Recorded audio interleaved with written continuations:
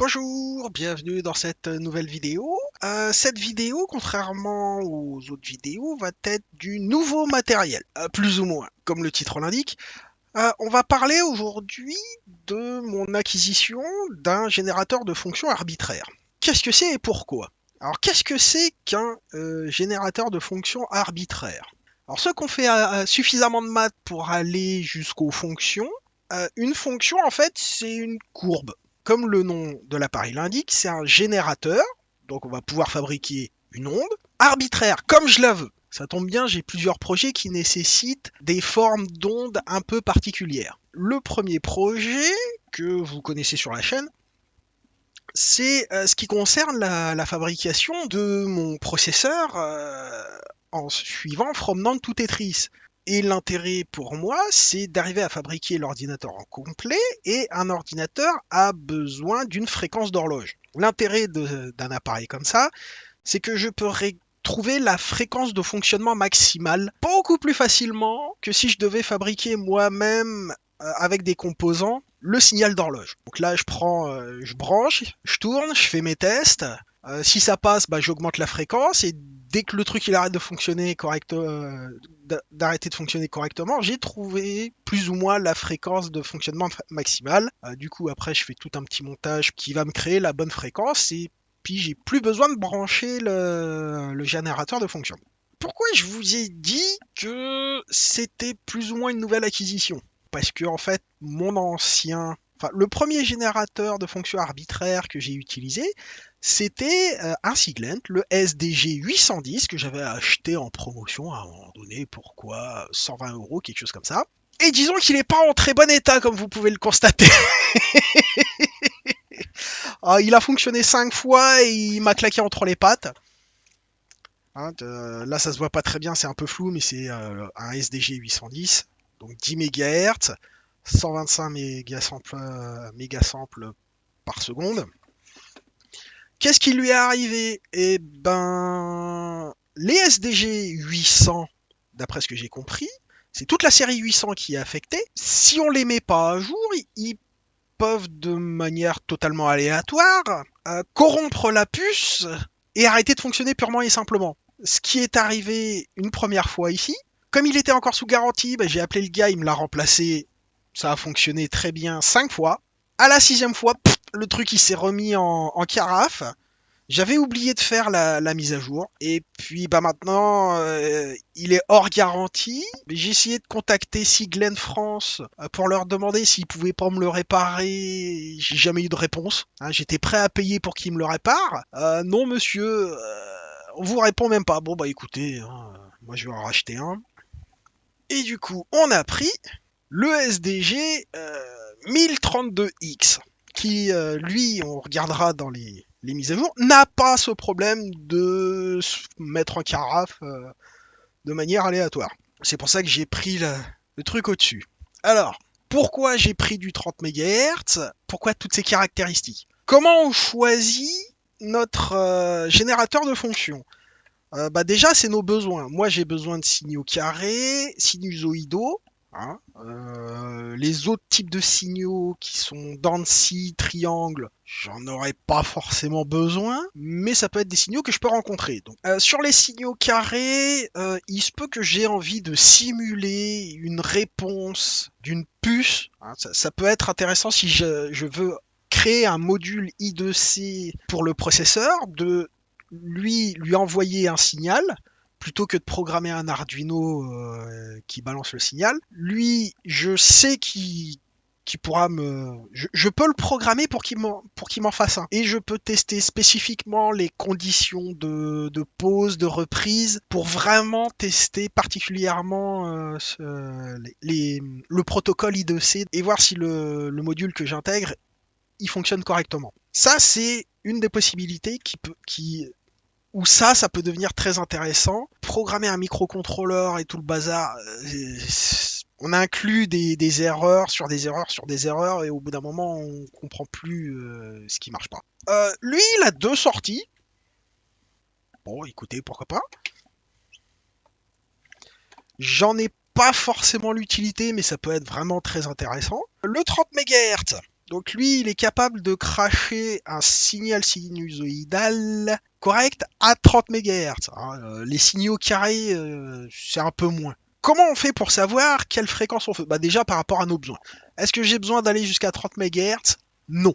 Ah, mon processeur, si j'arrive à atteindre 8 ou 10 MHz, je serais très content. Donc c'est à peine un tiers de la capacité du bazar. La capacité maximale va être définie par en fait votre oscilloscope, ce qu'il va être possible de lui mesurer de manière correcte. Et en principe, moi je devrais prendre du 20 MHz maximum parce que il faut prendre votre... parce que moi mon oscilloscope avec la plus grande bande passante est de 100 MHz. Et la règle, si je me fie à ce que j'ai appris des autres, la fréquence maximale qu'on peut lire avec une bonne précision et une bonne certitude, c'est entre 5 à 7 fois moins que la capacité maximale de l'oscilloscope. Donc on voit que théoriquement le maximum pour moi c'est 20 MHz. Bon bah il n'y a pas 20 MHz. On peut aller regarder sur le site de Siglent. Est-ce qu'il y a un 20 MHz? Voilà. Donc là on est sur le site de Siglent et on voit que c'est ou un 30 MHz ou un 60 MHz. Voilà, le 60 MHz, j'en ai pas besoin. Hein. Déjà, un générateur 30 MHz, ça va me durer des années et des années. Je sais même pas. Moi, dans mes projets à court terme, 15 MHz, c'est bien le grand maximum que je vais utiliser. Puis si on va sur la série 800, c'est 810 ou 830. Pas de 815, 820. Est-ce qu'il y a un 15 ou un 20 quelque part? Dans une des autres, non. Ah si, ça y est, on a un 6000, mais je vais pas mettre 1300 € hors taxe. Donc 1500 euros, hein, basiquement. Pour juste avoir... Ah, ben c'est même pas un 20, c'est un 200 MHz. Donc j'ai pas besoin de tout ça, moi. Un 15-20 MHz m'aurait suffi. Il n'y a pas. Bon, bah écoutez, tant pis. Hein. Alors, le 150 mégasamples par seconde, en fait, ça définit la finesse à laquelle vous pouvez dessiner votre fonction. 150 millions de points par seconde, ça commence à faire une bonne définition quand même. Du coup, qu'est-ce qu'on va faire? On va voir pour déjà regarder la version, voir si on a besoin de faire la mise à jour. Si on a besoin de faire la mise à jour, bah la faire. Et puis ensuite, générer un petit cycle d'horloge pour faire fonctionner le petit montage ici, qui est mon registre 16 bits.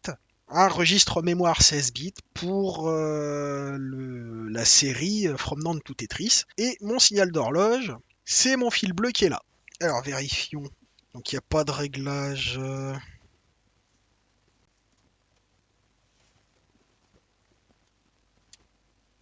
Hop. Nous allons maintenant allumer la bestiole. Alors ce qu'il y a de bien, c'est que c'est un vrai bouton.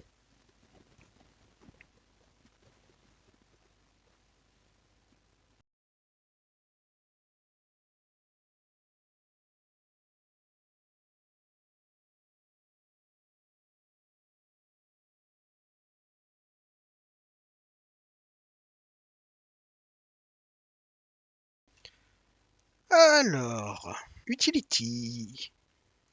On est à paramètres. Utility. Système. Power on setting. Système information. Donc c'est son premier démarrage, comme vous pouvez le voir. La version du firmware, c'est le 1.0.1.0.1.33.R3. On va regarder la version ici. 33R3, c'est donc l'avant-dernière ici. Alors, voyons voir. Si on passe à la R8, quels vont être les problèmes qui vont être corrigés? Ok, le premier, bon, ok. Le deuxième peut être un vrai problème. Ça, c'est quand on insère une clé USB, il y a une erreur au niveau du prompt de la notification. D'accord. Un problème de synchronisation, d'erreur de synchronisation du signal de sortie dans le mode modulation, un problème de sortie anormale de petite amplitude sur les signaux FM, la résolution d'un problème sur une sortie anormale quand on utilise une horloge externe. Hein, typiquement, c'est quand on a un câble, une horloge externe qui va se brancher derrière. qui sert pour synchroniser tout un tas d'opérations. Bon, je pense qu'on va faire la mise à jour. Où est la clé USB-B? On va faire la mise à jour vers le R8. La petite clé USB.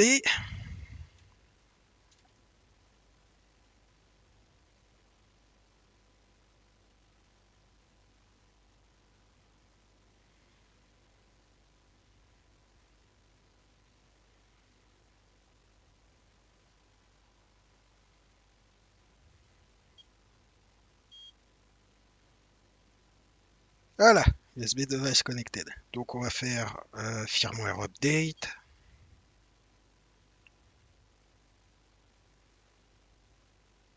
Non. Bon.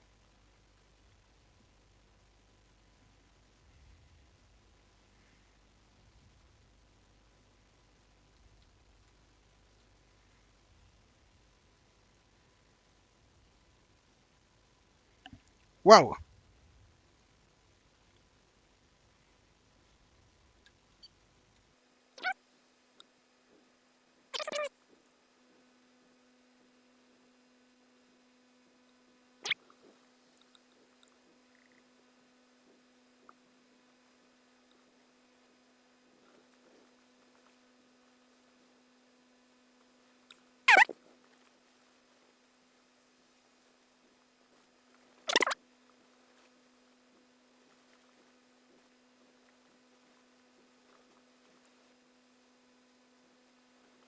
Alors moi il faut que j'aille dans SDG, le premier ici.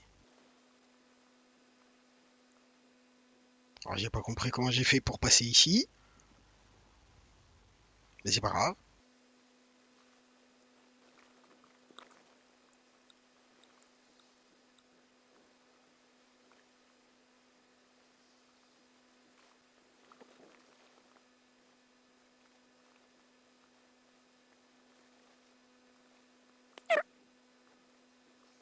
D'accord, donc c'est avec lui qu'on monte et qu'on descend. C'est magnifique. Mais alors faut pas être pressé, hein, les gars. Waouh.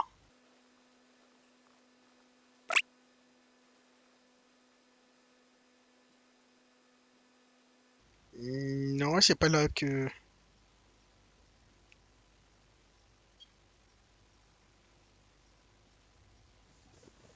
Remonte d'un cran, s'il te plaît.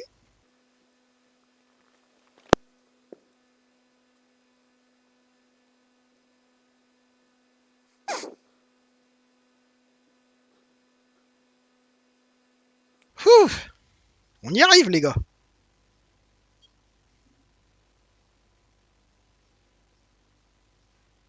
Oh, est-ce que je me serais trompé de sens?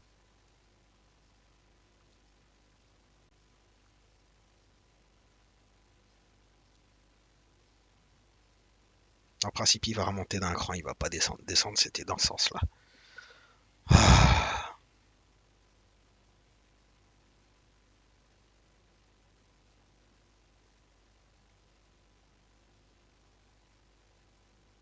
Ah non, me suis pas trompé, c'est bien.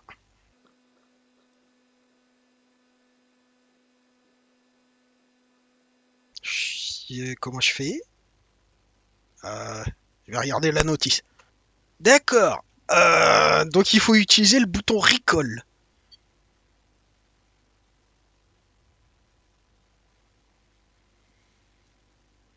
Ce qui n'a aucun sens.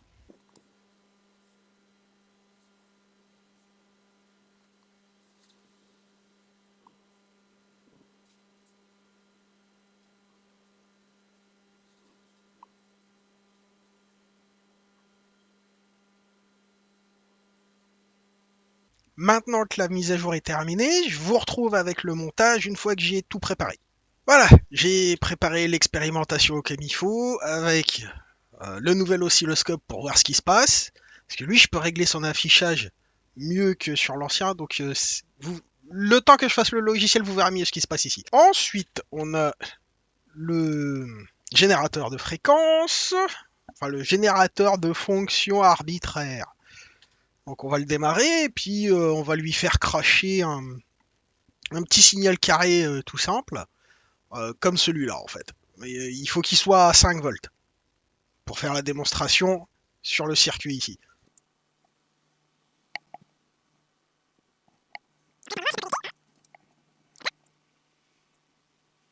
Ok, donc là on voit qu'on a un signal sinusoïdal. Alors moi ce que je veux là pour le moment c'est un simple signal carré. Donc je vais dans les waveforms, les signaux qui sont déjà préconstruits. Ok. Square. Ok. Ensuite, là on va régler la fréquence. On veut 5. Non, on veut pas 5, on veut 2. Non, s'il te plaît. 2 Hertz.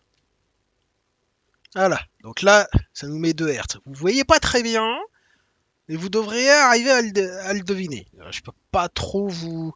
J'ai déjà du mal à mettre tout ensemble. Ensuite, on a l'amplitude. On veut du 5 volts. Hop là, voilà, on est passé à 5. Ensuite, l'offset.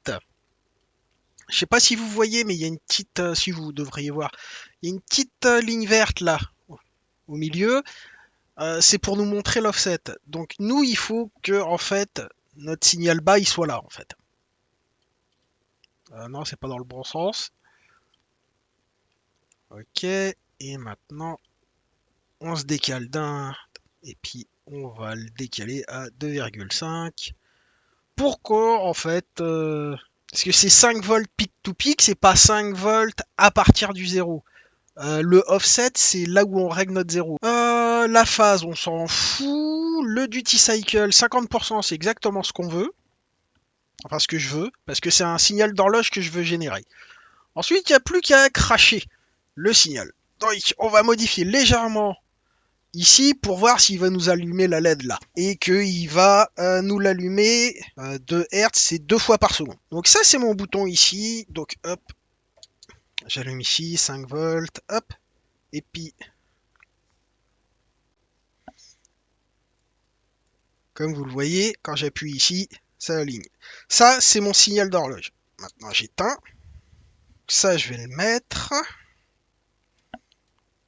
Hop, ici.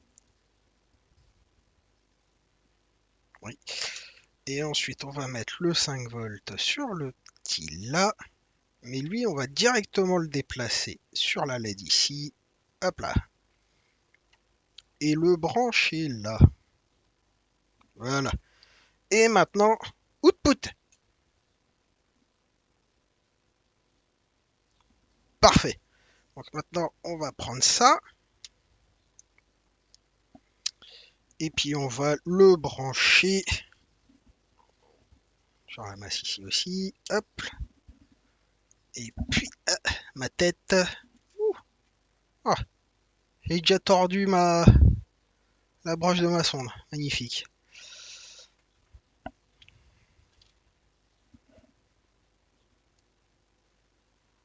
Pas très solide, hein. Hop, je me prends là. Je me mets là ensuite.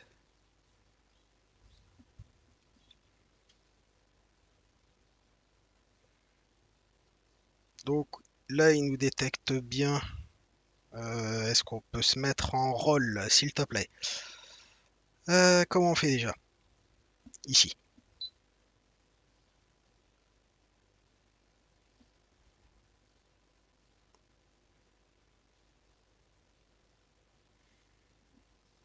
Et donc on voit bien qu'on a notre signal carré, comme ça. Hop, pas de souci.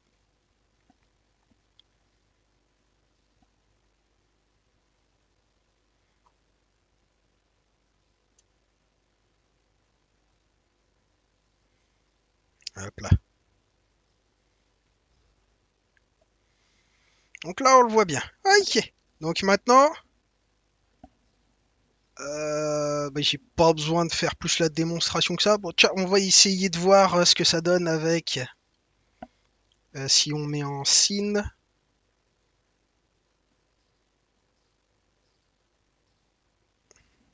On va mettre une fréquence plus petite. Et là, on voit qu'il y a un gradient. Et on voit bien là-bas que ça a changé. Est-ce qu'on a d'autres formes qui sont... Tiens, rampe.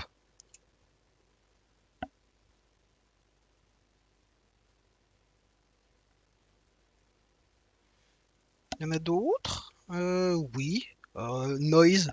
J'ai pas spécialement envie de le faire parce que la LED bleue, elle me pète déjà bien les yeux. Pulse.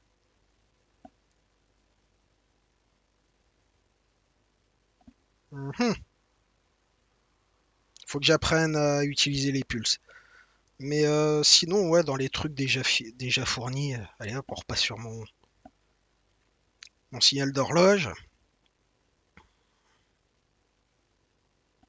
Puis on est bien, quoi. Donc voilà. Voilà pour la démonstration. Je pense que... Par contre, je suis pas fan du rôle ici. Ah, voilà. C'était les curseurs qui faisaient... Donc après, je peux vous montrer comment ça marche. Mais on s'en fout un peu, en fait. Moi, nous, ce qu'on voulait, c'était juste regarder brièvement comment lui il marchait. Faut que j'apprenne à bien le faire fonctionner. Lui, ouais, je vous montre comment il marche dans une prochaine vidéo. Qu'est-ce que j'en pense de tout ça? Bah, qui s'utilise assez facilement quand on veut utiliser les formes d'ondes classiques.